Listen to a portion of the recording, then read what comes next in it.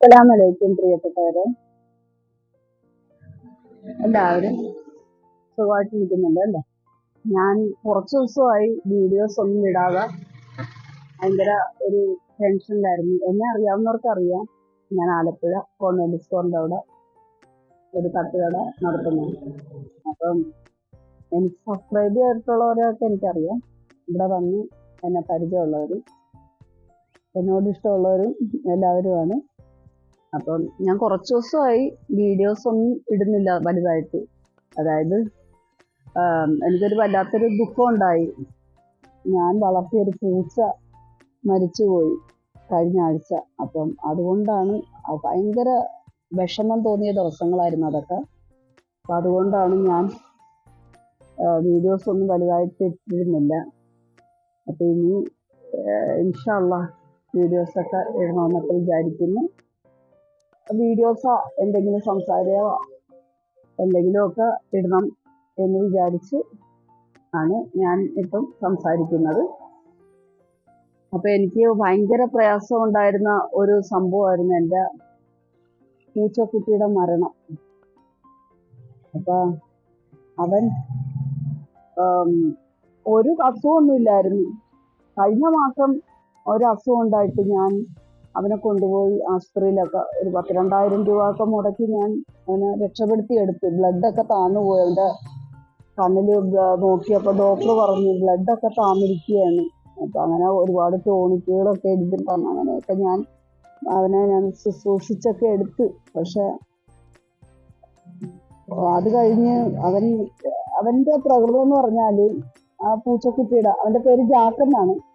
ജാക്കിന്റെ പ്രകൃതം എന്ന് പറഞ്ഞാൽ അവൻ എവിടെ കണ്ടാലും മണത്ത് ഒന്ന് കടിച്ചൊക്കെ നോക്കുന്ന ഒരു പ്രകൃതമാണ്. നമ്മുടെ കുഞ്ഞു കുട്ടികളൊക്കെ പോലുള്ള ഒരു ഒരു എന്താ പറയുക പ്രകൃതമാണ് അവൻ്റെ ഒരു ലൈഫ് സ്റ്റൈല്. അപ്പോൾ എവിടെ ചെന്നാലും അവൻ ഒന്ന് മണക്കുക, ഒന്ന് എന്തെങ്കിലും സാധനം കണ്ടൊന്ന് കടിച്ചു നോക്കുക. അങ്ങനെ എങ്ങാണ്ടും ആരോ വിഷം എങ്ങാണ്ടും വെച്ചതാണെന്ന് തോന്നുന്നു. എലി വിഷമാണ് എന്താണ് അങ്ങനെ ഒരു ദിവസം എനിക്ക് രാത്രി ആയപ്പം എനിക്ക് 10 മണിയായപ്പോൾ വിളിച്ചിട്ടൊന്നും വന്നില്ല അവൻ. ചിലപ്പോൾ ഒരു 8 മണിയൊക്കെ ആയപ്പോൾ അവൻ വെളിയിൽ പോയതാണ്, വന്നില്ല. അങ്ങനെ ഞങ്ങൾ അകത്ത് ഇടുന്നതായിരുന്നു, അടുക്കളയിൽ അവനെ പൂട്ടിയിടുന്നതായിരുന്നു. അങ്ങനെ വരാഞ്ഞപ്പം പിറ്റേ ദിവസം രാവിലെ വാതിൽ തുറക്കുമ്പം ഉമ്മാന്നും പറഞ്ഞ് വിളിച്ച് ഓടി വരുന്ന ആളാണ്. ആ വരവും കണ്ടില്ല. കാണാതായപ്പോഴാണ് എനിക്ക് വിഷമമായി. അങ്ങനെ പിന്നെ അവിടെ ഇവിടെയൊക്കെ പിടിച്ച് നോക്കി തപ്പിയൊക്കെ നടന്നിട്ടൊന്നും രക്ഷയില്ല, കാണുന്നില്ല. അപ്പൊ അത് തൊട്ട് ഫ്രണ്ടിൽ തന്നെ നമുക്ക് ഒരു വീടുണ്ട്. അവര് ഓഫീസായിട്ട് കൊടുത്തിരിക്കുക. ആ വീട്ടിലെ ജോലിക്കാരൊക്കെ വന്നപ്പം ആണ് അവരുടെ പറഞ്ഞു ഒരു പൂച്ചക്കുഞ്ഞ് ഇവിടെ ചത്ത് കിടക്കുന്നു. അങ്ങനെയാണ് കഥ അറിയുന്നത്. എനിക്ക് പോകാനുള്ള ഒരു ശക്തിയൊന്നും ഇല്ലായിരുന്നു. ഞാൻ പോയി കണ്ടുമില്ല. നമ്മുടെ ഒരു കസിൻ മോനുണ്ടായിരുന്നു, അവനെ കൊണ്ടാണ് എല്ലാം കുഴിച്ച് എടുത്ത് എല്ലാം ഇതാക്കിയത്. അപ്പോഴാണ് കിടക്കുന്നത്. അവരുടെ അടുക്കളയുടെ സൈഡിലാണ് മരിച്ചു കിടക്കുന്നത്. ഭയങ്കര വിഷമമുണ്ട് പറയാൻ. ഇല്ലാത്ത കരച്ചിലൊക്കെ ആയിരുന്നു. എനിക്ക് സങ്കടമായിരുന്നു. ഈ ലോകത്ത് മക്കളെയൊക്കെ പുഴയിലെറിഞ്ഞും വിഷം കൊടുത്തും ഞെക്കിക്കൊന്നും ഒക്കെ നടക്കുന്ന സ്ത്രീകള്, ഒരു പൂച്ചക്കുഞ്ഞു മരിച്ചിട്ട് പോലും എനിക്ക് താങ്ങാൻ പറ്റാത്ത ദുഃഖമായിരുന്നു എൻ്റെ ഉള്ളിൽ. ഇവരൊക്കെ എങ്ങനെ ചെയ്യുന്നു ഈ ക്രൂരത എന്ന് ആലോചിക്കുമ്പോൾ ഒരെത്തും പിടിയും കിട്ടുന്നില്ല. എത്ര ദുഷ്ടരാണ് ഈ സ്ത്രീകളും ഈ ആണുങ്ങളും. അങ്ങനെ അതുപോലെ തന്നെ ആണുങ്ങളും അതുപോലെ തന്നെയുള്ള ആൾക്കാരാണ് ഇന്നത്തെ ലോകത്ത് നമ്മൾ കണ്ടുവരുന്നത്. ഒരു ആണുങ്ങൾക്കും ഒരു ക്ഷമയില്ല, സമാധാനവും ഇല്ല. ക്രൂരമായിട്ട് ഉള്ള പ്രവൃത്തികളും ഒക്കെ ചെയ്യുന്ന ആണുങ്ങളും ഉണ്ട്, പെണ്ണുങ്ങളും ഉണ്ട്, എല്ലാവരും ഉണ്ട്. പക്ഷെ എങ്ങനെ ഇവർക്കൊക്കെ ഇതൊക്കെ സാധിക്കുമെന്നാണ് ഞാൻ വിചാരിക്കുന്നത്. അപ്പോഴങ്ങനെയൊക്കെയാണ് കാര്യങ്ങൾ. ഇപ്പം എല്ലാവരും സൗഹൃദത്തോട് ഇരിക്കുക, എല്ലാവരും പരസ്പരം സ്നേഹിക്കുക. ഇതൊക്കെയാണ് ഒരു മെസ്സേജ് എനിക്ക് തരാനുള്ളത്.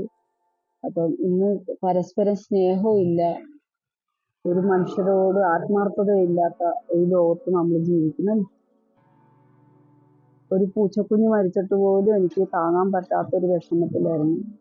പിന്നെ ഇപ്പോൾ ഈ അടുത്തായി എൻ്റെ മാമാടെ മോളും മരിച്ച്, ആക്സിഡൻ്റ് ആയിരുന്നു. അതും പെട്ടെന്നുള്ളൊരു മരണമായിരുന്നു. അതും വല്ലാത്തൊരു വിഷമം തോന്നിയ ഒരു ദിവസമായിരുന്നു. അങ്ങനെ എല്ലാം കൊണ്ടും പ്രയാസകരമായ ദിവസങ്ങളായിരുന്നു. അപ്പം ഇൻഷാ അള്ളാ ഇനി വീഡിയോസൊക്കെ ഇടാൻ ഞാൻ ശ്രമിക്കുന്നുണ്ട്. അപ്പം എനിക്ക് സബ്സ്ക്രൈബ് ചെയ്യാത്തവരുണ്ടെങ്കിൽ സബ്സ്ക്രൈബ് ചെയ്ത് എന്നെ സപ്പോർട്ട് ചെയ്യണം. എല്ലാവരും എവിടെയാണ് നിങ്ങളെന്ന് എനിക്കറിയത്തില്ല. എല്ലാവരും എവിടെയൊക്കെയാണ്, എന്നെ അറിയാവുന്നവർക്ക് എന്നെ അറിയാം. ആലപ്പുഴയിൽ വന്നാൽ കടയുള്ളത് കൊണ്ട് ഭൂരിപക്ഷം ആൾക്കാർക്കൊക്കെ എന്നെ അറിയാം. അവരൊക്കെ എനിക്ക് സപ്പോർട്ട് ചെയ്തിട്ടുണ്ട്, സബ്സ്ക്രൈബൊക്കെ ചെയ്ത് എന്നോട് സഹകരിച്ചിട്ടുണ്ട്. അപ്പം നിങ്ങളും അതുപോലെ സബ്സ്ക്രൈബൊക്കെ ചെയ്യുമെന്ന് വിശ്വസിച്ചുകൊണ്ട് അപ്പോൾ അടുത്ത വീഡിയോ ആയിട്ട് വരുന്നവരെ അസ്സലാമു അലൈക്കും.